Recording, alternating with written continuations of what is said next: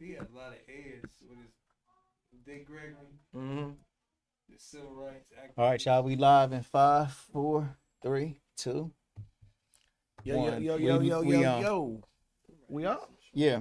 What's good, y'all? It's your boy Peanut, CEO of Dash Resource LLC, co-founder of Official Network and Chill. This Monday we will be right there at the Gym City Market. But man, I got my man Ahava Elyon. Why you making that face, man? Don't criticize my face. This face is the face. I'm not making it. God did. Just, yeah, there you go. It's a good idea. All right, yeah, all the sponsors, thank you guys. Now, let's go. Happy MLK Day. P, back to you. We just did all them sponsors like 5 minutes ago. Right. Yeah, like if y'all don't know who the sponsor are, just watch the last video. So let's get to our esteemed guest today. Yes, sir. Mr. Pastor Pete. What's good, man? Peanut is in the building. Nah, You man. hyping me up, y'all. It ain't about me, man. It's about me, man. It's about you, baby. It's about My you, guy man. right here, man. I love you, man. For sure, All man. is well. I love you too, man. How have you been, man? Like, fill us in, man. Like, what's been going on in your life since you last been here? Oh, man, there's so much that's been transpired since then. You know, I still pastor McKinley United Methodist Church in West Dayton. Where's that at, Pastor?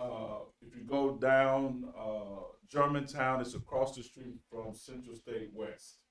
Oh, okay, right there. I know what you're talking about. Yeah. And so one of the things that we've done since we last connected was we built up, we formalized this thing called the Dayton Equity Center. And the Dayton Equity Center last year in 2022 directly empowered and impacted 4,000 lives. That's all. And the thing that we do is we spend time working with 10 African churches, helping them build capacity. We've adopted Roosevelt Elementary School, where we see 50 of them every day in an after-school program, provide for 400 of them with food every month. The third thing that we do is we have a food security. Peanut knows that very well. We work in our community to make sure at least 200 people every week get weekend supplies of groceries in both the DeSoto Bass as well as the Hilltop Apartments. And today, we re-kicked our Power Program. Our Power Program is we're the only church in the country that certifies people for forklift instruction and gives them jobs. So last year we got 100 people jobs with forklift instruction. Shout out to our people at Procter & Gamble that helped us put us on game to that. And then the last thing we did, because that has grown so much, we're coming to do right now is we're going to cybersecurity. So this year we're going to certify people in cybersecurity as well. Because the damnedest thing that happens in our community is this. If you don't have a living wage, you can't do nothing. Right. Right. The average per capita income in the 45402 brother where I stay is $20,000 for a family of four. So after taxes, after rent, after car, you start out below the poverty line. So we are emphatically always trying to put people on to jobs. So we actually re-kickstarted our second year of the Power Program this year. We had 25 people signed up. We've got $100,000 worth of simulators for forklift people in the building. Shout out to our people at the food bank who help us work with that as well. Because Peter knows we try to keep it a buck. I can't ask for your tithes and offering if you ain't got them. Right. Yeah, so we really try to work into that. So on this the celebration of King's birth, we want to be able to make sure that our people remember that Dr. King was a democratic socialist who was really trying to fight his own interpersonal demons while making sure black people had a better quality of life and was able to have a sense of dignity in real time. And the one thing that we want to make sure that people have dignity with is they got a job. If you got a job, then you can kind of kickstart your life, whether you're Baptist or Muslim or non-denominational or you're Jewish or you're 5%. If you got a job, then we put you on the right avenue to be about your life. And so at McKinley and the Dayton Equity Center, www.daytonequity.org, those are the places where we practice praying with our eyes open and our feet moving. Right. So like, what were some of the hiccups? I mean, because like for instance, like my grandmother said, there's no roadblocks on the righteous path, but there had to be some type of Your grandma said that? yeah. That's what's up. Thanks, man. I What appreciate happened to you, though, bro? Man, look. He said, I got it. I'm playing nice. I'm playing nice. He throwing a jab right at me. Throwing a jab right now. I like. But what were some of the hurdles that like you had to overcome? Because like you said, I mean, like you have those different denominations, but you are a pastor that sees through the fall. What were some of those hurdles that like you had to overcome in order to make these things and these changes happen? Well, I think the biggest thing is for black people to understand specifically that they need to get out of their own way, right? And that we always make excuses rather than not what we have and what we don't have. Man, You know, stop my language, bro. and so once we get out of our own way, we can begin to kind of put a blueprint together where we can understand how to put the pieces on the board. Clearly, I say this all the time. If you're not sitting at the table, you on the menu, right? And so to take ourselves on the menu, we've got to strategically remind our people how to sit at the table in such a way that you know what you're bargaining. Like what you guys have done is build an enterprise that not only revolves around your personalities, but your commitment to the people while keeping your own integrity. And you guys are showing us how to get it done. We're in the fifth poorest city in America, but I seen the whip that y'all was driving out there. Man. So I'm saying I'm not hating, but how do you muster up the courage to figure out how to put one foot in front of the other? So the biggest obstacle that we have independently and individually in Dayton is how to teach people to get out of your own way. So to me, right? So we speak about Martin Luther King and him being a democratic socialist, right? Do you think that type of practice would benefit us now, or do you think we should be looking at alternative measures when it comes to politics, when it comes to what we need as a people today? Say that one more time, so I want you to get what you just said. So Martin Luther King was a democratic socialist. Right. Do you feel like those practices could aid us today if we were to continue with the same path, or do you think there's a different direction that we should go politically? So I think that one of the problems that we have as a people is we are not astute enough to under democratic process, right? We tend to fall in love with personalities as opposed to being led by guided principles. If you look at the Jewish community, I hope I have Dave Chappelle's cover on this. Yes. But if you look at the Jewish community, one of the things that Dr. King was able to learn with a rabbi named Joshua Abraham Heschel is that you gotta be very clear about what are your objectives, right? If you understand your objectives, you don't fall in love with anybody. You get clear and you be sober about your objectives. As a democratic socialist, Dr. King, he got some of this from some Western countries like Finland and Sweden and Norway. But the notion of democratic socialism says that the government should provide everybody with a guaranteed wage and a guaranteed income so they can participate in the democratic process. Because your vote is meaningless if you don't have gas to get you to the polls, right? And so what we want to do is I think black people should be very sober in what they're trying to do. So when you register to vote, what are the issues that are important to us and how we can be going about attacking those problems? And as we pull that lever, who is the person that we're voting for? And we damn sure make sure that that person sits at the table, and once a quarter or twice a year, we hold them accountable to what we put them in there to do. Too oftentimes we love slick talking preachers, guilty, slick talking politicians, slick talking entrepreneurs that say all these words that get us so stirred up emotionally. Right, but now they can't deliver. They don't have any problem delivering because we don't hold them to any objectives. Right? We're so grateful that they've come to stop by and see us. Right. But I'm telling you, this is my guy. I don't just talk to him when I'm on the show. We Yeah. text each other at 1:30 in the morning talking about the Lakers. Right. So one of the things that used to happen back in the day, that they actually had relationships. Yeah. I'm not trying to get this man's tithes and offerings, but if I need a T-shirt or I need a hoodie or I need something, I'm going to him. Yeah. Yeah, I don't go to Macy's. I don't go to a Dayton Mall. I make sure we come back here and we practice that. Yeah. And in the development of that love, we live and unleash something that scares everybody. You know what really scares everybody? Unity. What do you think are the barriers that's stopping community economics? Well, first, we don't have a lot of economics. Like we said right before the show went live, in the McKinley zip code 45402 where I pastor, the average per capita income from a family of four is $21,000. Family of four, $21,000. Yeah. That ain't even your car payment. You know what I mean? Yeah. So how do we be real about what's in front of us, right? And we got to be about living wage employment that garners us an opportunity to participate in this social experiment of an ideal called America. Because America really is an idea. It's not any, can't you put your hands on, right? It's an idea. And in living in that idea, then we say, well, what's the living wage? When you ask yourself, what's the living wage? Then you can begin to have a series of check marks about what does that living wage look like after taxes? And then you can begin to get away with all the BS around racism as an excuse or classism as an excuse, because you're dealing with facts. Right. And so what people, black people in Dayton, black people in Ohio have to deal with is the facts, right? Facts. 35 years ago, Dayton Public School had 30,000 students. Now it only has 12,000. Why is that?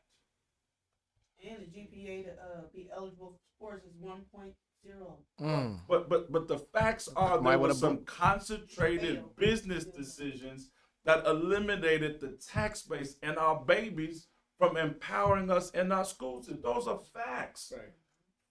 Food deserts, they just don't happen or occur out of nowhere. Businesses have made conscious decisions to make sure that you got to drive outside your neighborhood to get food. Limited resources. Facts. Well, big bro. Yeah.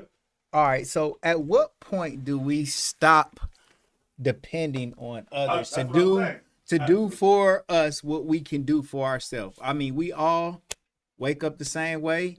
We're a human being. You claim you want equal rights. You want equal rights. Well, then go and make yourself equal by asserting yourself. Like if somebody takes away a grocery store, the opportunity now is for us to go and build our own grocery store, right? Gym City Market. Shout out to Gym City Market. They trying to do But better. I can't. But what I can't keep doing is every time we talk about doing something for ourselves, we start saying, "Oh, but we gotta do. But we gotta." No, you have to get it. Like crying at the Dayton Mall left, bro. Go and build a mall, or quit fighting in the mall. Quit fighting in all the movie theaters. Quit destroying yourself so much that don't nobody want to deal with you. Right. Or you build it. Either one. If you want somebody to help you, quit destroying the help. But other than that, like it's not really anybody else's responsibility to feed us. But and I don't say but to disregard what you're saying. There are social issues that do affect these people that are going through these situations, right? Like it's not me in the mall fighting. It's not you in the mall fighting. It's not you in the mall fighting. But there's certain people who have social issues that will make that not even a thing for them. Like fighting in the mall or fighting in church or it's not even a second thought pattern for them. They don't even perceive themselves as valuable enough. So why would they even find value in something that they're inside of? Well, I mean, all I'm saying is just recognize what part you play in your own demise. And until you are becoming more self-aware, you know, the complaints, like it starts with you, man. Everything. It starts with you, man. You. Right. You can do anything you want to. It's different levels out here of this shit, but you can do anything you want to, man. You got a piece of dirt out there that you live on. You can grow your own food on that dirt and everything. You don't have to go. It's people that do that every fucking day. And the food will be healthier. And the food will be healthier and everything. You just have to hold yourself accountable and have some discipline. Right. To live like Pastor was saying, you gotta hold yourself accountable to these things, man. The expectations, man. I think it comes with them also having the knowledge of it. I know it seemed like the most simple thing to us because we're conscious, we're aware. There are people out there who are not even conscious of that. I don't agree with that because now Like this like my father, they didn't have Google and the internet. And nothing Agreed. Like that. Man, this right here, you can find out in 3 seconds how to do something. Yeah. There's no excuses. Didn't your pops have a garden in the backyard, yeah, bro? Yeah. Growing his own, my grandfather, My father, garden in the backyard. He told us how to grow food. That's a prime example of y'all having firsthand knowledge. A lot of people do not. A lot of person has that grandmother that wasn't no grandma. Like their grandma's still in the club right now. So okay, Like their grandma just left the club last night. But Kinda Pete, let thing. me ask you. Okay, so you keep saying that these people don't have knowledge in that. Now what? So now what you want to do? Beg? No. What do you want to do now? I think it's Because on. the No, knowledge is wait. there. Well, can I please answer? What? My point is, it's up to those who know to pass on the knowledge. Absolutely. That's what we saying. Not just saying, oh, they dumb, they don't know what's going on. Nah, it's on us to pass on the knowledge. I'm saying It's we need to not build our how- own, bro. How is it? You have this in your hand. And people, You yeah, are another thing too. somebody. Yeah. You can't expect somebody to say this is how you do something. You have a tool right here to do anything you want to. So all that premise of somebody has to teach you something, that is gone. We got a comment from Sincere. She said you got to be hungry to get the knowledge. Get the knowledge. Like people learn about what they want to learn I about. agree. Know how to roll that blunt. You gotta man, smoke didn't that nobody have to weed, teach you that. drink that Didn't nobody beer. had to try to teach you how to. I wonder who taught them that. I promise you, it was someone older than them. It wasn't someone younger than them. But I I'm sounding like an old black preacher because that's what I am. Yes, sir. So, but I think one of the things that we want to make sure is that we have enough compassion for those that don't know, right? And so I'm saying that in having that compassion, we don't underestimate how devastating white supremacy is. We don't talk about it enough. White supremacy is the most voracious disease in the history of all humanity. And if we acknowledge that and how they systematically tore us from the knowledge of ourselves and the knowledge of our people, we're not making an excuse from that, but we hold that in lieu of what we're trying to do, right? So we have to, as we're teaching people, have enough compassion for the people that we also are patient. Because there are a lot of people that have arrived that no longer take on the responsibility, the moral responsibility to reach back and deal with our people like we used to. Because we're a lot harder to get along with, right? Agreed. It's a lot harder to get along with than we used to be. But we got to figure out how do we develop enough patience with each other to be able to make sure we're working it out. Not just first you don't succeed, I'm kicking you to the curb. We really want to go back to what Grandma said. We want to try and try again. And we got to figure out how do we develop an ecosystem of compassion that if it's gardening, we're going to take time to teach people how to garden. Shout to I Thrive. If it's entrepreneurship, we're going to take the time to learn how to do it. I want to But it I ain't- want to it ain't right away. extinguish white supremacy and the theory of white supremacy, and I want to like We there. because Let's get it. because this is my bicker. As long as we know that it's there, we can always use it as an excuse. Now it is true. It is true. It is true that we've had it, but I don't think nothing can stop like all of us. Nothing can stop us. So even for me to just be like, damn, but I gotta fight white supremacy too, it's putting an unnecessary block in my way that I can overcome anyway. But what all I'm saying is, without the acknowledgement of what we're talking about, we begin to argue their talking points. White supremacists would always love for us to be separate and unequal and do for yourself, pull yourself up by your bootstraps. I'm not preoccupied with any of it. Yeah. But I am not going to let them off the hook. Let me right? ask you something, Pastor. Absolutely. So with this premise that you're saying, and I understand because most people think like that, but white supremacy doesn't exist in my life. It's never existed in my life. All my decisions have become of me, my decisions I made to get where I'm at or not to get where I'm at. This white boogeyman has never existed in my life. In my life, of this supremacy of me being held by the white man. Never. Because you can look at all the other races. you can go try to get a job. People are gonna hire who they like. So if you want to call that, go somewhere else. It's other people hiring. Open your own business and everything. But white supremacy never existed in my life. I asked a black person this. I said, name me one time white supremacy has held you back from doing anything. They crickets. Yeah, I mean, I understand what you're saying, and I appreciate that you compare me to most people. No. There you go, Pete. Get him, Pete. Get him, Pete. You're on another level. Yeah, by far. I'm just messing. By far. But I'm trying to be Peanut. I'm being Yeah, Peanut yeah, right he now. kicking I'm it with being you. Peanut. Yeah, More views. Yeah. There you go. but real talk. Right. No, but what I I'm think saying. you're just too compassionate for these people. Your line of work, you have to take another level of compassion, and I respect that. But also, I know, because I can read you pretty good. I know you like, man, y'all motherfuckers need to get what y'all doing, and ain't no motherfucking white man stopping y'all. It's y'all own hindrance. No. I'm saying, but if you're gonna get lit, at least pour me a drink or something. You know what I'm saying? Don't make it, make it drink champs. You know what I mean? What are we doing? No, but all I'm saying, brother, is really seriously. Yeah. I'll laugh this aside. Is that redlining is white supremacy. You know what I'm saying? Predatory lending is white supremacy. Yeah.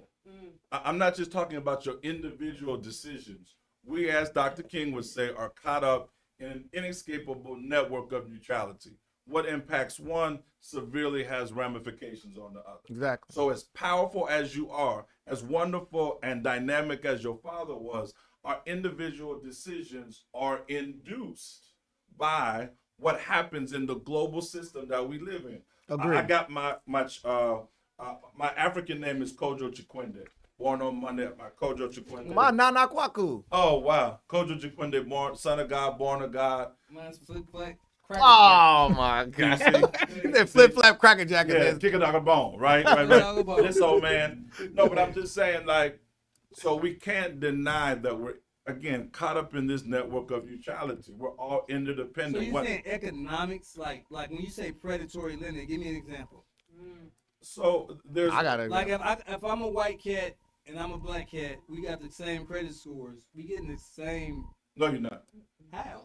No, you're not. So- go ahead. Oh, Go for it. So- go ahead. No, I can answer from my perspective, right? So right now there is a class action lawsuit against Experian where they literally use a certain metric of where you live at, and they will deny you based off where you live at. That's right. See, the key thing I said same credit score.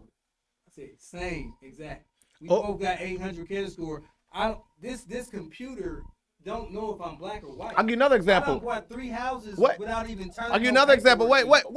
I got one more. I remember when I overheard a conversation like you had with somebody, and it seemed like they weren't going to get you that machine based off you being black. I think so. But that's me being paranoid and sensitive about a racial issue that could or could not be true. But they looked at the name Kwame Jabari, which was my bro that just now walked out, and they said no. And then we thought that it was possible because our credit score was 800. 800. And Whose credit score? Yours, personal. well, this was it was a business credit, but we needed a personal guarantee. Right. And the personal guarantee was up over it was close to 800. It was like over 7, like Way over the 750. threshold. Yeah. It's But they said that we only needed like maybe a 600, 630 in order to get it. So we were 100 points over what they asked for, but listen. they still said, nah, there wasn't enough credit there. It wasn't enough debt there was what they said. Just I can go make my credit score 800 tonight, bro. That don't mean I'm gonna get secure this $500,000 house. It don't work like that. I can manipulate my credit score tonight and then say 800. When they start looking into your shit, man, your credits, your debt rates, that all matters. If you don't have enough debt, they're not gonna give you nothing. And I just have an 800 credit score. I can build your credit right now to a 750, but you don't have no history of paying nobody back. So these algorithms are more influenced by real shit, not by race. But there are books that talk about the racial disparities even in the algorithms, right? That again, that we're caught up in this system that based on search engines, based on search history, based on where they see you pulling in your Google information from, we are kind of caught up in a web. And I'm saying that we've got some keys: Black self-determination, Black nationalism, Pan-Africanist thought. You tell me I am at my core Pan-Africanist, but I'm not denying the realities of the world that I live in relative to how not just I'm viewed based upon my education and my credit score. We need to talk about that credit score, brother, for real. But also how people are treating me as a result of when I walk into the room. Right. Yeah. There are Black and white people that treat me differently. And here's the thing. Little bro will tell you, I've got my associate pastor who's like a son to me as an Anglo kid. Yeah. And he is our white avatar. Yeah. I mean, real talk. If you go back and look at the 5th episode of Atlanta this year, they put us on game relative to if you want to take some ideas to another level, be humble enough in your business dealings to push back and know that there's some room that he can get in that you can't get in. Yeah, but that's advanced knowledge and discovery and discernment that comes after having been burned enough to want to go about it a different way because you're concerned about the whole and just the partial. Right. I agree with you though. So I look at white supremacy like that oil spill that happened in the middle of the ocean, right? And then you may be way over here as a fish that did not directly be affected by it. And you're saying, no, I haven't experienced none of that. But it's actually happening in a place close to you. You may not have, it ain't touched you yet. Right. But it's always inherently there. I mean, and you can't clean it up. Is it there though? It is there. If a tree falls in the forest, can you really, does it make a noise? It doesn't make a noise, it makes a sound. Yeah. What about this? Well, why don't you leave? It does make a sound for the shrubs and the grass that it broke on the ground. If you are truly at a disadvantage and you believe that in your heart, can you go to another place in this world and be treated more fairly than you are here? First of all, I want to echo his point. Sometimes we end up echoing the same conversation that these white people are saying. I told a white man that. Wait a minute. No, wait a minute. Let me just finish my point. I was in the middle of finishing a point. All I want to say is this. I know, but I see where you were going. I see where you were going, and so let me guide you right back. I was in Bob Evans, all right? And we start talking about Trump and how Biden is doing a terrible job, and me and this guy was vibing. White guy, man, like Dixie dude. He started talking too much about how terrible America was, and I told him the same thing. I said, bro, you can go somewhere else if you don't like it. And that's what they've been telling us that for years. Go back to Africa. So now it was my opportunity to tell him to go back to Europe if he doesn't like what's going on here. So I'm telling you the same thing. Well, let me respond to that, right? If you don't like it, why don't you leave? First of all, let me answer that because you cut me off in the middle of that. Like I said, go ahead. We must be cautious not to echo these same exact points that our white counterparts have said to us. But let me answer that. The same why reason. Would I be, can I finish my whole sentence, please, it's bro? A good point. Please, it's a whole point. I'm saying it's a I'm good not point. finished. Can I just finish my point, bro? All I'm telling you is it's a fair point. It's a fair point. Can I just finish my point? I promise you can have the floor. The same reason why, you feel me? It is an accomplishment when you playing the game on All Madden and you beat the game.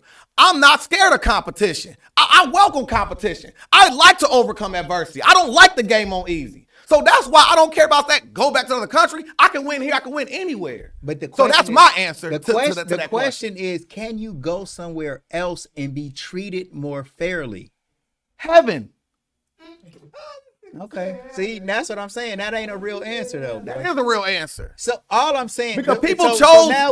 So now we all. The people chose death over coming here. People did choose death over coming here. So that is a choice. Always a choice.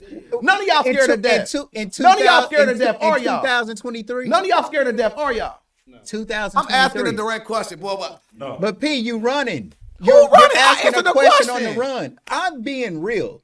We talking about on Earth, man. Can you go somewhere else and be treated more fairly? I'll echo my same answer. I don't like playing the game on easy. I don't care about the competition. I welcome competition. I grew up in competition. I played basketball, ran track. I welcome competition. What's the answer, let man? me answer it a little different because the whole thing is about you have a sense of this. I'm not gonna say fear of white supremacy, but you're aware of white supremacy. Absolutely. So, in your world, in your reality, how is this white supremacy affecting you personally? That you're getting treated unfair by this so-called white supremacy? I've never been arrested by black people and sat inside a jail occupied, ran by, funded by black people. I've sat in a jail occupied, ran by a whole government sitting by that is ran by white people. That is the basis for what I'm talking about. There is no place that we're going right now that is occupied and ran by black people right here on this earth. So that's on this United States continent. When you say ran by, Yes. like The United States continent? what do you mean? The ran United by? States. Like ran by, like own the Oh. city. They don't. White people don't. The city owns the municipalities and police stations. So what do you mean? They don't. White people don't own that. Are you not familiar with No, black people don't get these jobs. And what did you do to go to jail, though? Pastor be spit on this. Black people. No, I'm don't saying go like and you get talking these about jobs. you go to a place. How these is you jobs. going to jail? Firemen White jobs. supremacy. Do they, Pastor? They might have a. So I think. Go ahead. No. I think relative to civil service employment, which is possible. Civil service employment. I think part of the thing that gets us over and over again is the back end of how expensive it is to do that. There are black men that want to be police officers, but they can't afford the academy and they can't afford a job to be a part of the academy.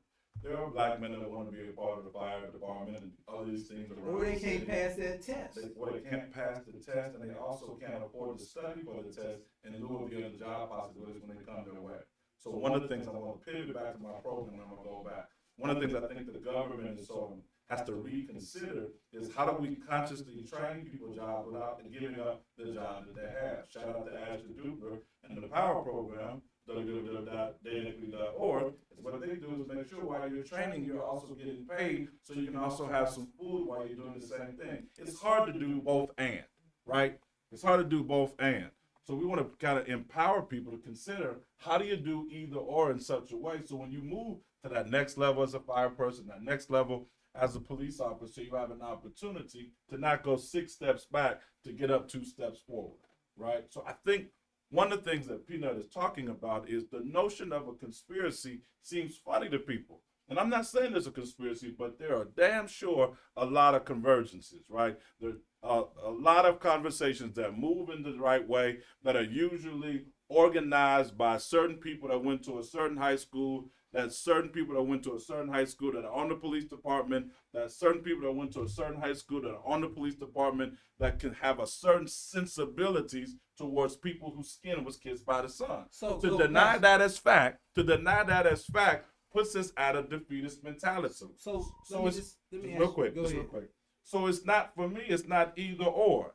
It is the indomitable determination to know that right now my ring says Marcus Garvey. So I wake up with building in mind, but my other ring is faith. So I'm building like Marcus Garvey in lieu of my faith to move us to the point where we don't have to ask for anything. But to forsake that as not being an issue that's hard, to deny that the centuries of instigation and litigation that have held our people back systemically would be foolhardy, right? Would just be crazy. So it's like, I've been on this Daniel fast, right? Right. I saw somebody the other day. I said, Daniel, I'm gonna get to heaven and Daniel's gonna be fat. He's gonna be eating meat and he's gonna be fat. But anyway. But I'm saying, like, people say start the year with a Daniel fast. I'm starving. Daniel's gonna be fat when I get there. Anyway. Right. So I'm saying that part of what we have to really consider is how do we be conscious enough, really be conscious enough to make decisions with a clear mind. You gotta become elite. We got a little girl in You our gotta educate yourself. we got a little girl in our after school program who's 8 years old. Mm-hmm. You know how she got into our after school program? And I tell this story all the time. Her name is Clever. See, you know how she got in our after school program? Her pants were always soiled. 8 years old. And we finally figured out that her pants were sore because she was stuffing food in her pants to take home to her brother and sister. Now, the depth of heroism that allows her to think in those kind of ways at 8 years old is not thought about by the same 8-year-olds in Oakland. Disproportionately. It's not her fault that she's got to do that. That's true. Whose fault is it, Pastor? Huh? Whose fault is it? It's the accident of the redlining that has been pushing our people back Let me systemically. answer, who's her parents? Where's her parents? I understand. No, I'm just saying, whose fault really is it? I understand. We can put the blame on her parents, but if her parents are the same people that after their first check of the month don't have enough money for food, then they're saying that. Like, So everyone doesn't have your But spirit. wait a minute. Wait. I hear what you're No, saying. but Pastor, I stopped right there because The But indomitable Chim, Big Bro, No. hold on. Let me say this. You guys are talking about two different parts of the same thing. Absolutely. He's talking And we about understand the. that He's too. talking We about the understand root. that. You talking about the branch. Like the root of this situation that she's in is from where we started from. Then, but what you're saying is, man, this situation has had enough time to fix itself, and they haven't done it because yet. now they have Who the is they, though? The resources are there now. Just us. The resources are there, Pastor, so it's no excuse. You can go down to that job center and live down there for free. Like a lot of women live for free, and they can take care of their kids. So if you're not utilizing this, and your child has to be stealing food, then that's a I don't know if she has Negligence, parents. That's negligence, man. Again, I'm in the business of compassion, so I understand. I'm compassionate too, but I'm compassionate to the point of It's no we point. become- But see, no, but we that, on become King's innate- birthday, there is no. we become enablers. We become enablers to our own demise, man. And I'm compassionate too. I'll be the first one to give you my shirt, jacket, whatever. I don't care about no materialistic stuff. Let me try that jacket. I've been liking for like But we just talking about from a philosophical No, standpoint. but even from a practical standpoint, I think again there are people in our communities that have gained a certain sense of notoriety and status that have forgotten where they come from and don't have the prerequisite of patience to really deal with the extreme poverty that's in our community. So it shows up as people over and over again not wanting to be there for their kids, not wanting to do that. But there are people who have been afforded a sense of largesse and cachet in our community that have honestly forgotten where they came from. And as a result of forgetting where they came from, we are scavengers with not even meat on the bones. We are fighting for the bones that are left to see if these are available. And so it's not even crabs on the barrel. It's just the barrel at this point. I mean, it's just the barrel. So I completely understand what you're saying, but we've got to figure out, as we talk about, not in individual cases, but in an organizational way, in a collective, how do we marshalize and make a business out of compassion? Take everything away from them. Take food stamps away. Take all this giving shit. Section 8. Take everything and make these motherfuckers work like everybody else. Make America great again. No, for real. Take everything away from them so they can feel what you have to do to really survive. Either you're going to do two things. They only let you keep Section 8 for 3 years.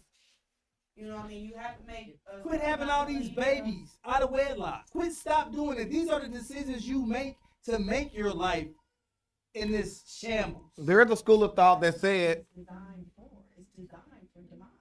there is a school of thought. No, I agree. Well, it's giving That's the people shit. white supremacy. Right. The giving. They giving.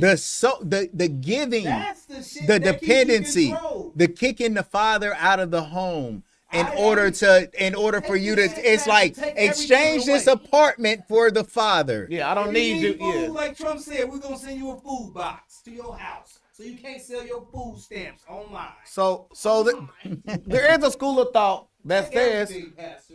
there's a school Come of down to nothing. there is a school of thought that said that we were better off before we segregated. Well, you know what I'm saying? Yeah. Before segregation. Yeah. Segregation.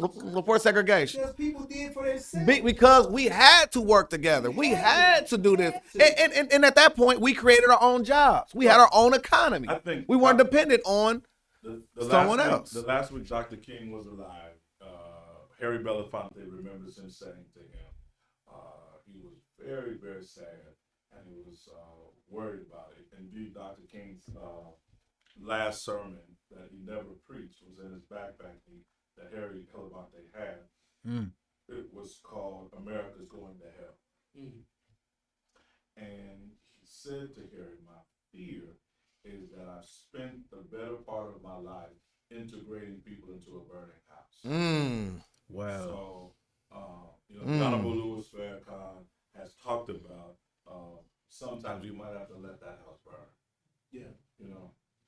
But at the expense of that, I also am guided by the followers of Jesus that says even that one to me is important, right? So I've got to figure out how do I hold the line and help people be self-reliant while still providing opportunity for that one person to have what they need to empower themselves and get back on the right foot. Because that's why Peanut and I vibe about stepfathers, because there are some people whose names that you don't share. They don't share your last name, but they still look out for your well-being and provide you with enough education and exposure to put you on the right track.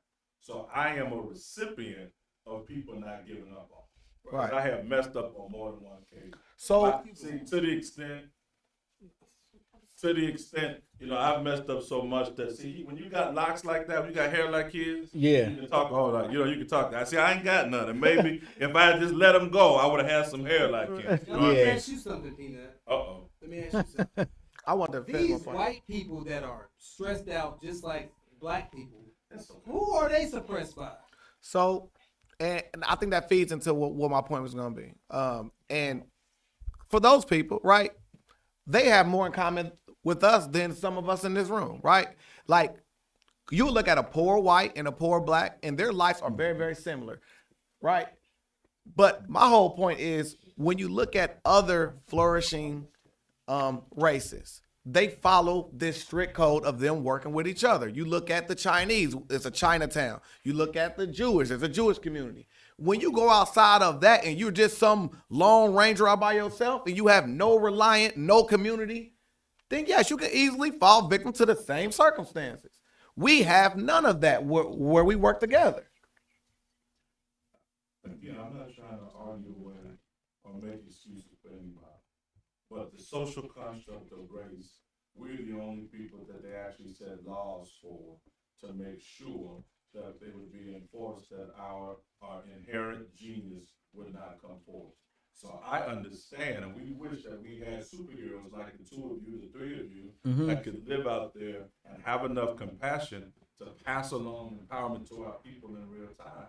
But because there are still people dealing with the vestiges of their own pain, some of them that are instigated by white supremacy, we've still got to find avenues for our Jewish, our Muslim, get in trouble with the LGBTQ. All of our brothers and sisters have to figure out a lane by which they can seek out their own destiny. And we need empowered men to make that happen. Do you look at yourself as a black man or just a human? Oh, I'm black, absolutely. So you taking on this label? No, I'm just asking. I'm asking because I'm just laughing. I'm just laughing. It's a gator trap. When you say that, I feel that coming, Peanut. I feel that coming. Because a lot of blacks, I'm a black man, and it's a stereotype. Get into your mic, Chimbo. This is a negative stereotype on a black man as born as a black man. Will we agree on that? Like, we just talked about the shit. But you look at yourself. I don't look at myself I look at myself as a human being. And that's it. I don't let the government tell me who I am as a person. And I think a lot of blacks, they let the government dictate their mentality of this mental slavery that we go through. Like for real. Let me build with you. So I go back and forth. I go back and forth. He said, So Deal I, with it. I Bill, think I Bill. think that the system of white supremacy is not governmental per se. I think the system of white supremacy more falls into the line of like media imaging, Okay. mind shaping, brainwashing, radio programming. Because what bruh is trying to say, but what y'all are trying to say, like I think we all are saying the same thing, but we're missing each other where we are Connect. saying what the for real institution of white supremacy is. It's not necessarily the government that's only setting up redlining policies where they're kicking the fathers out of the household, giving so much that you become dependent on a little and then you really don't want for much anymore. It's also the imaging, the media, it's how they're shaping the opinions of people to look at black people like menace to society. We was just talking about this earlier. Even our superstars like Ray, for example, we talked about Jamie Foxx being one of the most talented people in the world. Yeah. But they're using his talent to go and play Ray. Before I watched Ray, I didn't know Ray was addicted to heroin like that.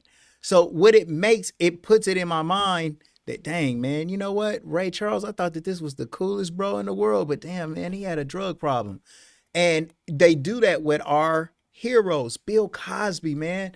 Bill Cosby was like the most wholesome man ever.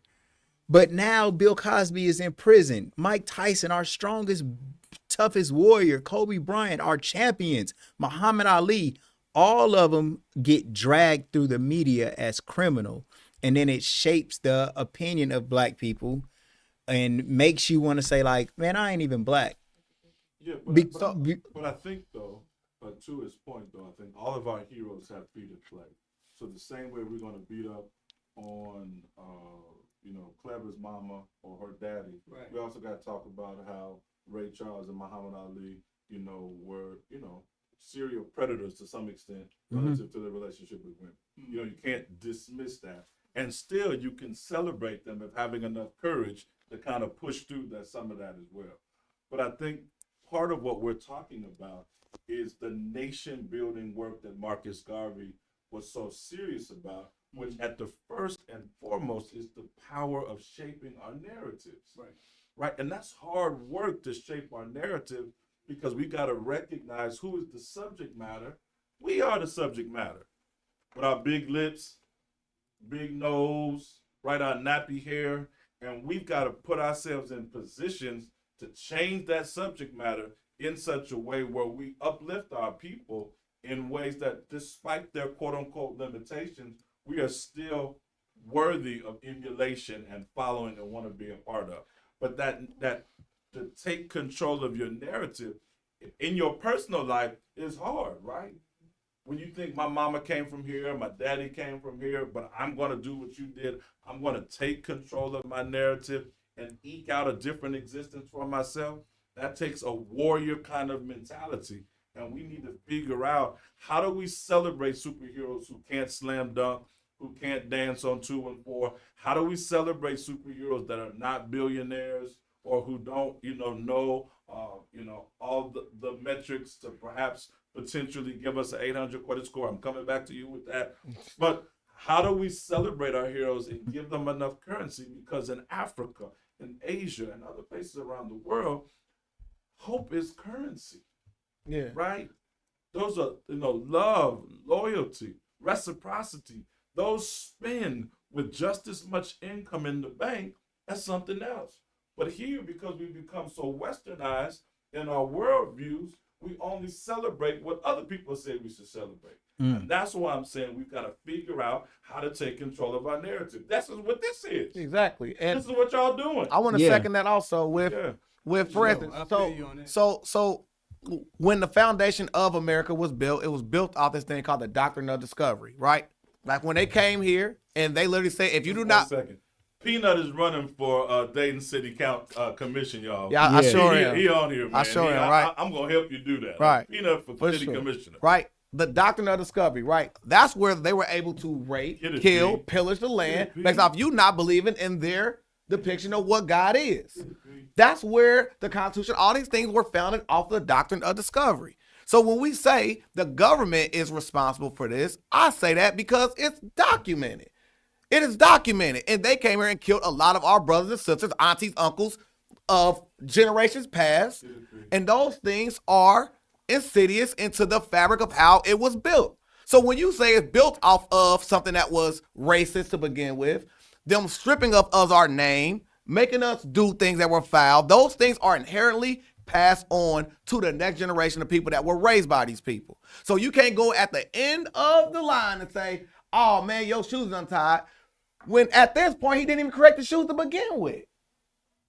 America is inherently created this whole thing of white supremacy. And then at the end we're saying, man, that ain't no damn excuse, when the whole thing was built from the start all the way to the end. But see, your whole belief is you got this built into your DNA somehow. I didn't say that. I'm You saying, said inherently. okay, so something can be So passed down. genetically, it's passed No. down. Okay, if Ancestral no, memory wait. is real. I'm sorry. Okay, no, Yeah. wait. It's a real thing. No. I'll give you an example. Ancestral No, memory is real. I'll Yeah. give you an example. I'll give you an example. It is. I'll give you an example. I've heard about it, yeah. Ancestral memory is a real thing. I'll give Get you- it, Pete. Get it, Pete. I'll give you an example. Get it, Pete. I'll give you an example, right?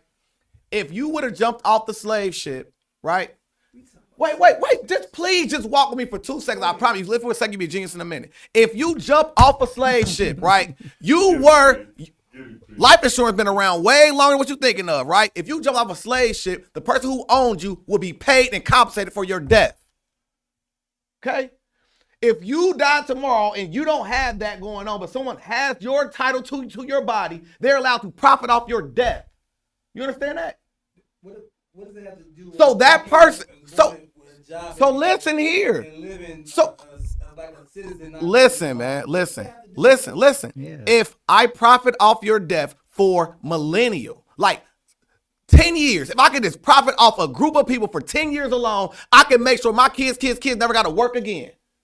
True or false? If I got insurance on every black person in Dayton, Ohio, and they all died every weekend at the club, how rich am I going to be and how poor would their kids continue to be? Never profit off the death, but they are. They're doing it with music. They're doing it with art.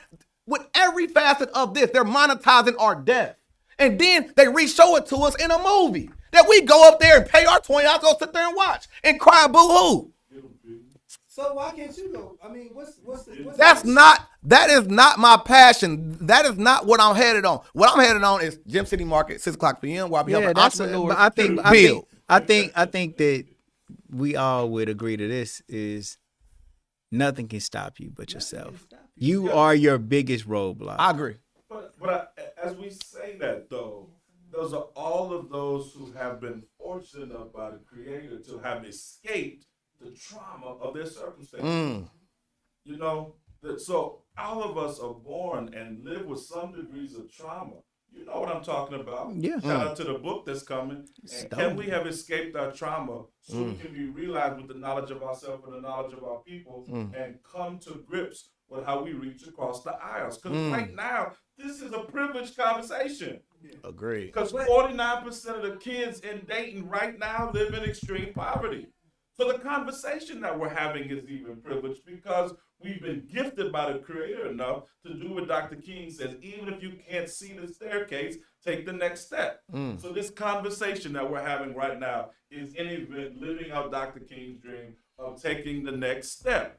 With gardening, with going to Gym City Market, with your book that's about to come out, in us taking the next step, we are finding out our ways, having been in an impactful accident called being kissed by this. Yes, kiss by the sun. And to the kids that are living in poverty, the 49% of kids that's living in poverty, you would be living like a king if you was in some of these third world countries.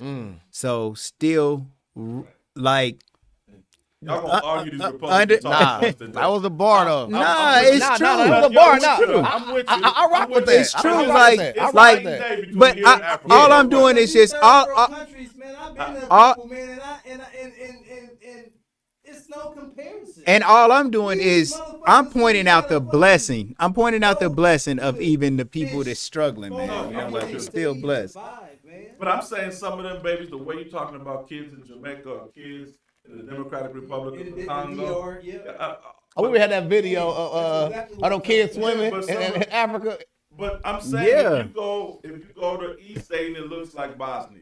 Mm. You go to West Dayton, Like a bomb in it. yeah, no, it don't. If you go to West Dayton, it look like Haiti. It do. All these charitable people coming in and out without any real relationships. Right. So Yeah.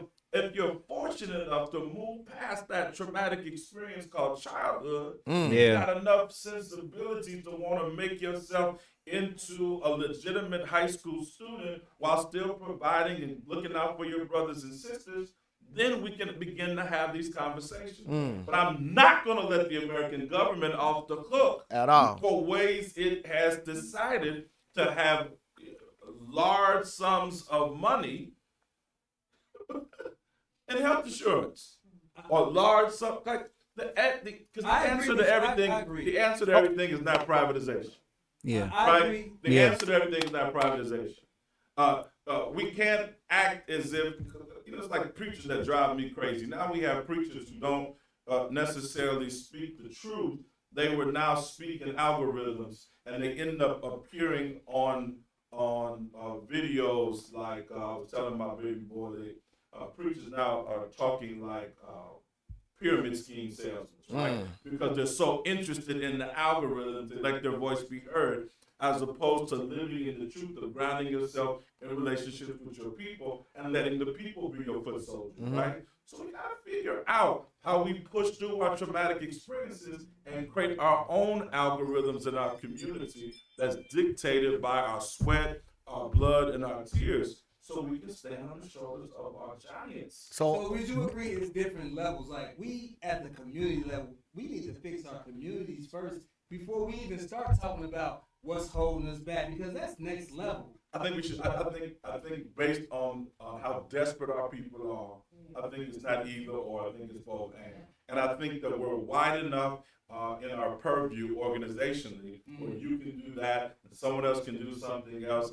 and we still have an objective where we hold each other accountable, see what we've done over the last 30 days, and then get back to work. What we fall short in our community, and particularly in the churches, is everybody wants to be celebrated. Yeah.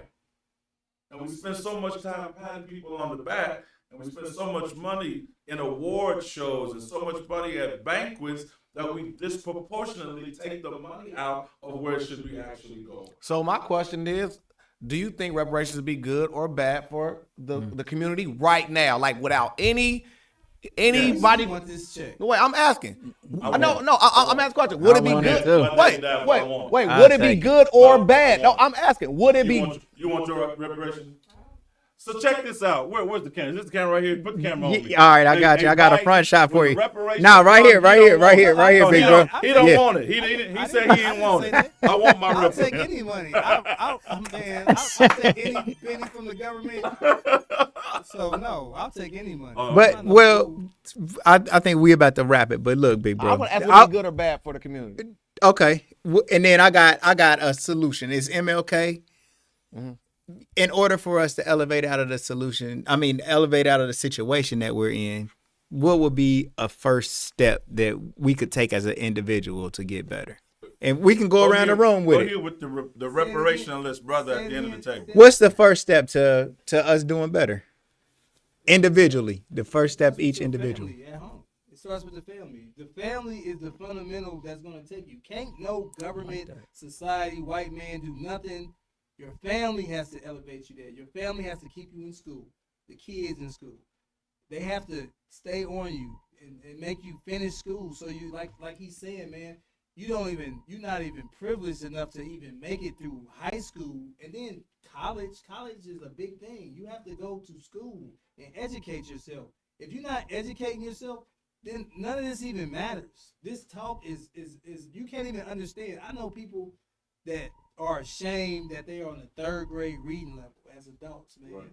So if you don't have education, we can't even talk about this, and that's why so many people use the government, because they cannot read and comprehend. Mm-hmm. So it starts with the family. So starting today, the families need to take control of their kids, keep them out the street. I was just looking at this. They had downtown Dayton with these cars just speeding through, and they call themselves the something gang. They don't even care about the police no more. The takeover. They just taking over the lanes and just in these high powered cars, and then it's just crazy, man. Like these are the youth. These are the youth right now. They don't know how to read and write. They don't know how to do nothing, but this is what they know how to do. Where are their parents at? What did their parents teach them? Their parents have failed it in some type of way, because their parenting now has become like we friends and bros and kicking it. They're not parents like we used to have. So it starts with the parents. And I second what he says, but I want to say community, right? Because for instance, like you're gonna have these different scenarios where, like for instance, like what my mom didn't have. You feel me? I went down. You feel me? I went down the street to Miss Gloria's house. You feel me? And I was able to eat. You know what I'm saying? So I think if you have those family structures, but when that system fails, you also have a safeguard. The safeguard is the community. Yeah. And if we got that community together, then you can have some messed up households within that community, but that community strong, you can overcome those lack People of like you. families. Here, I think that it's a trifold. King used to talk about racism, poverty, and militarism as the different evils that kind of ensnare any particular society. When you look at where we are right now, we no longer can self-sustain mediocrity. And what I mean by self-sustained mediocrity is that we used to live in such a time where you could just get out of high school and have a $35, $40 an hour job. Yes. And you can live in different places and be able to take care of your family and your family's family. Working ways. Do yourself a favor the next time that you go to Walmart. Look at the Walmart greeters. Those Walmart greeters are my son's age. They're in their 20s now, because older people are being moved out into Walmart because there are no jobs that provide young people who are not experiencing some exceptional abilities to be able to make it for themselves. So I would ask that whether it's the church, Pastor McKinley United Methodist Church, whether it's an organization like the Dayton Equity Center, whether if it's your mosque or your synagogue, we train people how to do this one thing: how to be courageous. That's a bar. Because life is going to smack you in your face. If you learn how to be courageous, there is this thing called resiliency. If you can learn how to be resilient and continue to get back up again, even if other people call you mediocre, you become to move towards a point of excellence, and you define what that excellence looks like for you, your family, and your God. You gotta be sure that there's enough patience around the table as we're teaching people how to be resilient and they learn how to be courageous, that they can make it. And I believe that. You know, I believe that we shall overcome, not because of any type of governmental handouts or any lesser piece of legislation. We shall overcome because we're sitting at a table with brothers who have decided, I'm not going to subscribe to the American dominational system of Western imperialism. I'm going to create my own narrative for my children in real time and put food in my mouth. And so I love you all because of who you are and what you do, and you're generating an economy that's empowering a church that's subsequently is literally we slinging out hope like people sling out heroin. Wow. And That's it's hard. because of people like y'all that's doing that. But it's only because you found enough courage to be resilient. And that's exactly what. I said 'cause that you to gonna get Mark smacked, earlier. man, you gonna The get faith, slapped in your face, Faith. the faith right? to gotta the get faith back to up. try and the love to keep going even when it ain't paying off, Back. man. Back up. You got to do what you and love. I'm saying that, but we Like got you said, some people don't have that. But we got to train people how to do that. If you wake up thinking that that's not going to happen, you fooled yourself, Yeah. right? Mike Tyson says one of my favorite quotes. Everybody loves to fight until they get punched in the mouth. face. Yeah. Yeah, you got to plan until you get punched in the mouth. Yeah. I'm telling you, you're going to get punched in your face. Yeah. But what we want to do is to help you build up enough resilience to move it back in the right direction. That's hard. Because check this out, we coming for you. That's hard. We coming for you. I can't wait to make an announcement. Yeah. We're gonna make in March, but we coming for Woo! you. Man. Yeah. Yeah. And in that way, we build up a narrative of which we have different flowing systems of economy where grown men can sit at the table and not be competitive with one another, that we treat our women like the queens that they are without trying to holler at somebody's woman on the QT. Mhm. We do all that in such a way where these broken people who have survived the circumstances of their trauma can be courageous. And that courage allows our children to say, I want to be like Peanut. Exactly. Man. I want to be like Baby Boy. Mm-hmm. Then we start moving up the mountain in such a way where we can say, free at last. Free at from last. Negative behaviors, free at last. Free of Western imperialism and a capitalist system structure that sucks the blood of our community. Free at last. Thank God Almighty. Whether you're Jewish or I monetize for Buddhist, being a different capitalist. it's free at last. He always monetizes something we trying to say on here. But what I appreciate about that is he's doing it relative to his narrative. Yeah. And he owns it. That's what excites me about it. Yeah. And I love y'all, man. Man, love you too, bro. And, You got a hard job. I want to hear yours, Tough man. jobs, man. I really Man, appreciate you it. know. How we gonna get up out of there? How we gonna get up out of this? Well- Come on, Ahava. What you need? Ahava, man. I come to realize this, man. The wise man might say he don't know, man, you know.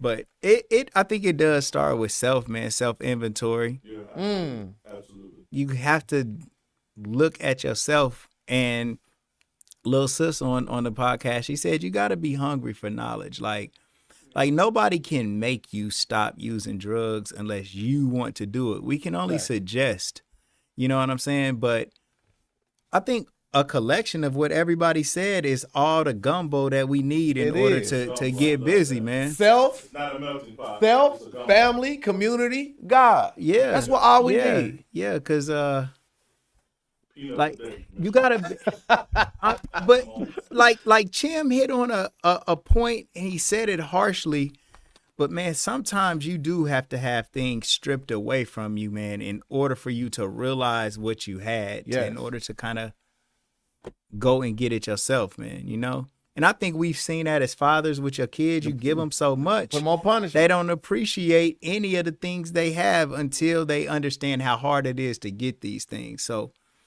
you know, man, everybody, man, Big Bro said Coogee Chocolate, man. That's self-determination.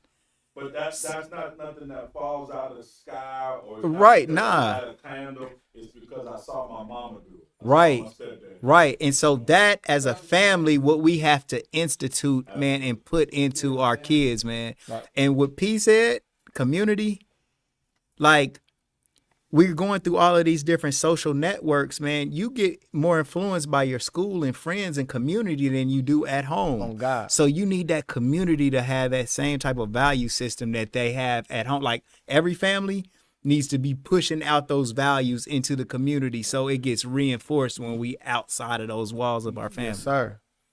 Yeah. Yes, sir. Man, we love everybody. Pastor P, can you take us out with some words of wisdom? Or what about a prayer, bro? Can we Yeah. do a good old prayer? Is that okay? Or no? Let's ask the man about reparations. I want my records. Yeah, me too. No, I appreciate the opportunity to pray. I am also mindful that we stand on the shoulders of giants and we stand with those people who have prayed before us.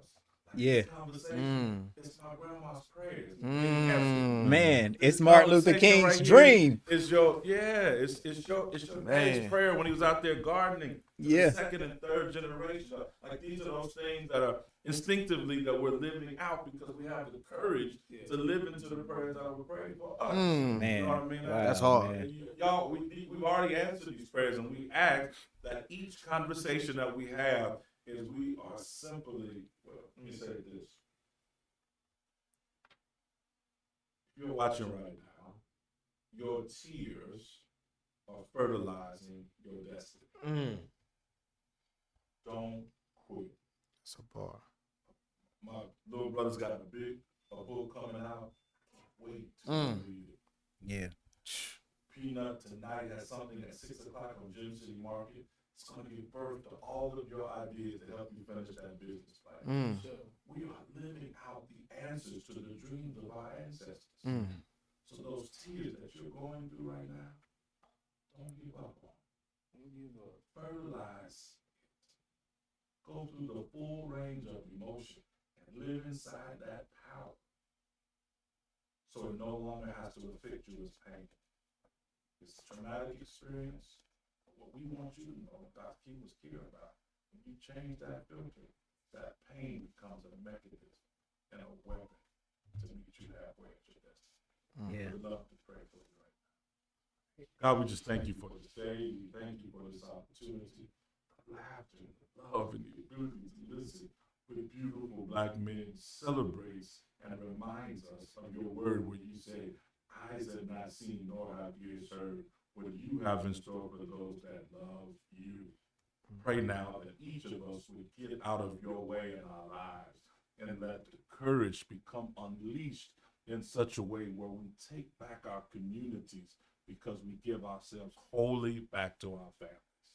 And so we offer up our families in neglected places because we know that pain of trauma was not meant to cement into our experiences, but just be a breaking of where a rose grew from the concrete. Thank you for these beautiful black roses known as men. And we pray now to the second and third generation that 2023 would be an explosion of the Godcast. That people will hear and be inspired. And we can't wait to see it on the other side, where the Godcast becomes a television show from which people learn the skills to do for themselves, wrapped in your love, as opposed to asking somebody else to do for them. Yeah. We ask all these things in the name of the Most High. Amen. See you next Amen, month, bro. man. All right, That's man. hard. We love everybody.